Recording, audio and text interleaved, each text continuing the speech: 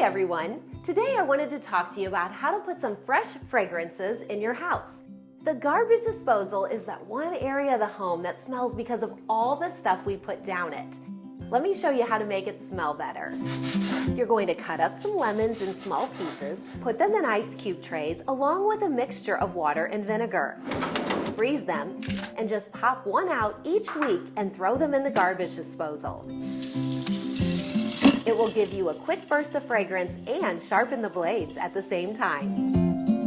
Another great tip to make your house smell great in the winter and fall are these scent-sicles. There are several different scents, but in the fall, I love the spiced pine cone. These are meant for your Christmas tree, but I like to put them in my register vent. There's a little hook on them. You put them in the vent, turn on the furnace, and it emits a beautiful scent into the air. And that's today's tip.